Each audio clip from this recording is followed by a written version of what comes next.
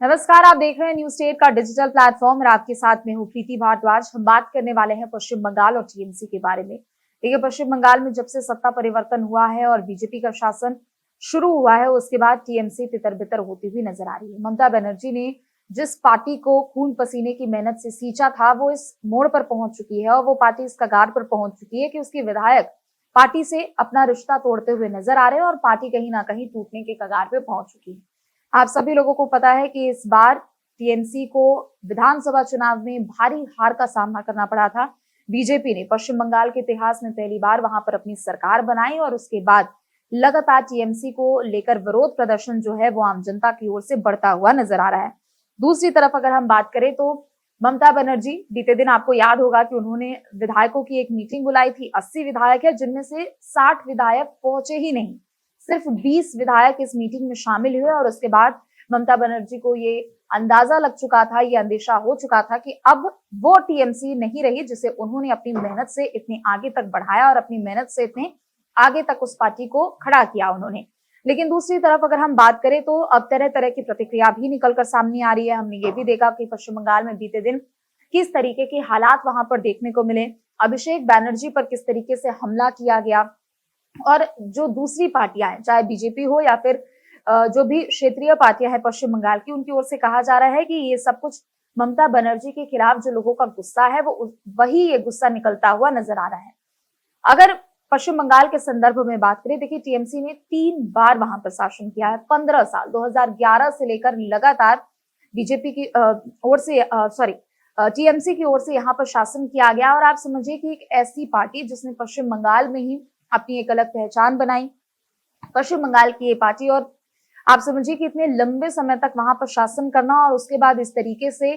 वहां पर पार्टी को हार का सामना करना पड़ा, वो कहीं ना कहीं पार्टी की जो विचारधारा है या फिर जो उसकी मूल ढांचे की अगर हम बात करते हैं उसको तो ठेस पहुंचा रहा है। लेकिन दूसरी तरफ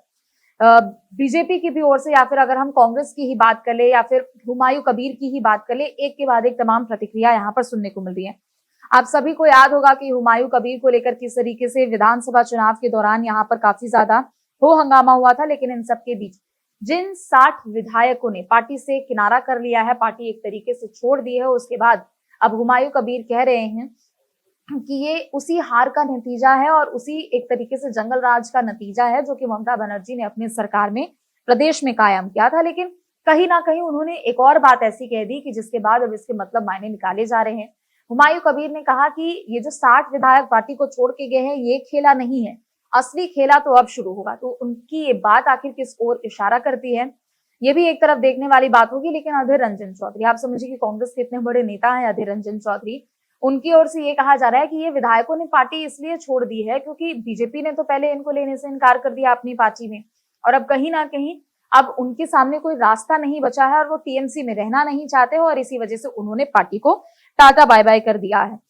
और ये भी कहा है कि आने वाले समय में प्रदेश में काफी ज्यादा कुछ राजनीतिक हलचल भी देखने को मिल सकती है।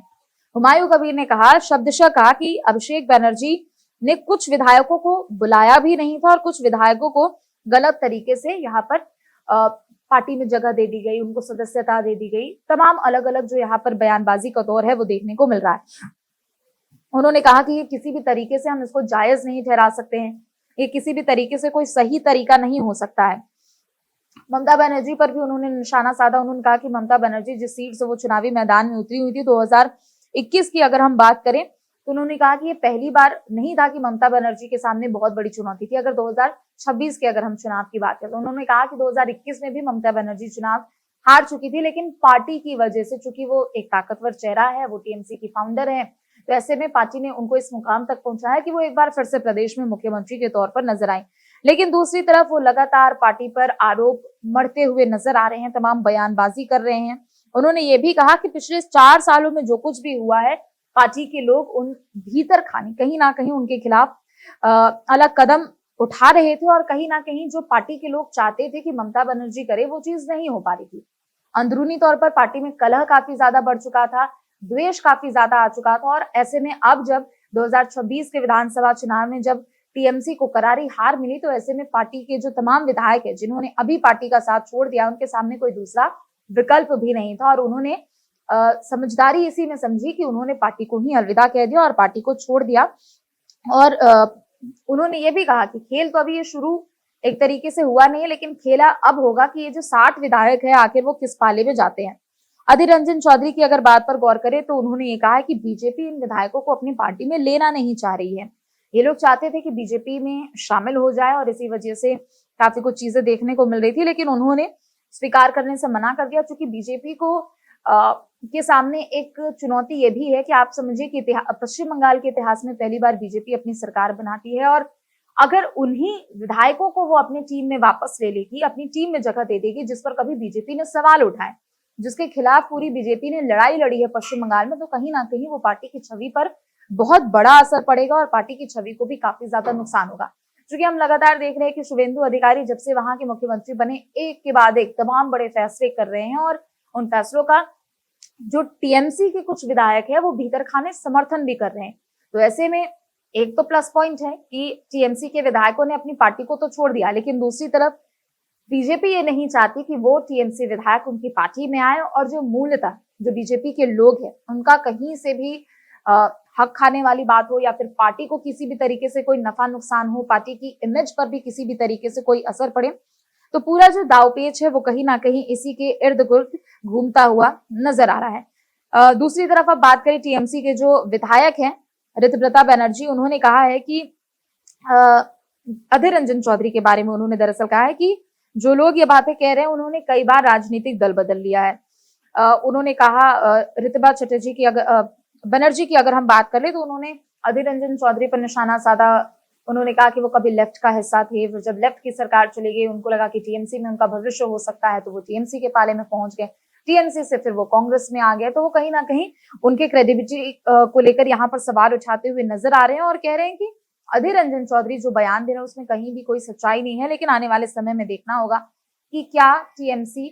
में किसी तरीके की कोई बड़ी घटना यहाँ पर देखने को मिल सकती है, और क्या ये जो अधीर रंजन चौधरी ये जो बातें कह रहे हैं वो सरासर सही हो सकती है। तो फिलहाल के लिए बस इतना ही। आप देखते रहे न्यूज स्टेज। नमस्कार। आपके मोबाइल पर तुरंत आएगी ब्रेकिंग न्यूज, स्क्रीन पर सबसे पहले दिखेगी बड़ी खबर, देश दुनिया की हर खबर एक जगह। अब आपके मोबाइल पर तुरंत फटाफट इंस्टॉल कीजिए न्यूज नेशन ऐप और रखिए खुद को अपडेट। आपके मोबाइल पर तुरंत आएगी ब्रेकिंग न्यूज, स्क्रीन पर सबसे पहले दिखेगी बड़ी खबर, देश दुनिया की हर खबर एक जगह। अब आपके मोबाइल पर तुरंत फटाफट इंस्टॉल कीजिए न्यूज नेशन ऐप और रखिए खुद को अपडेट। आपके मोबाइल पर तुरंत आएगी ब्रेकिंग न्यूज, स्क्रीन पर सबसे पहले दिखेगी बड़ी खबर, देश दुनिया की हर खबर एक जगह। अब आपके मोबाइल पर तुरंत फटाफट इंस्टॉल कीजिए न्यूज नेशन ऐप और रखिए खुद को अपडेट।